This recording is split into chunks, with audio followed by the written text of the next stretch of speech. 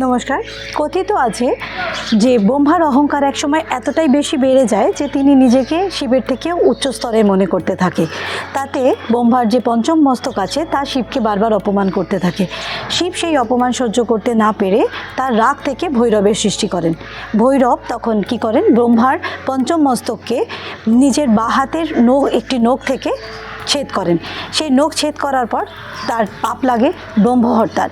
এই ব্রহ্মহত্যার পাপ লাগার জন্য তার হাতেই ব্রহ্মার মস্তকটি আটকে যায়।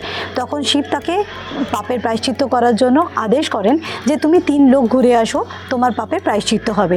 ভৈরব বাবা যখন এই 3 লোক ঘুরতে যায় তাতে 12 বছর কেটে গেছিল এবং 12 বছর পর যখন তিনি কাশিতে এসে পড়েন তখন তিনি দেখেছিলেন যে তার হাত থেকে সেই পাপের প্রায়শ্চিত্তের ফলস্বরূপ মস্তকটি পড়ে যায় এবং তখন থেকে তিনি কাশীতেই বাস করেন এবং তাকে কাশীর রক্ষক হিসেবেই বলা হয়। ভৈরব বাবাকে আমরা যারা পুজো করি, ভৈরব বাবা তাদের কিন্তু প্রোটেক্ট করেন। আমাদের ভেতরের এবং বাইরের যে দানবটি আছে তার থেকে রক্ষা করে আমাদের ভেতরে ভক্তি শ্রদ্ধা জাগিয়ে তোলেন। তাই তাকে বলা হয় ভৈরব। ভালো থাকুন, সুস্থ থাকুন। রাধে রাধে।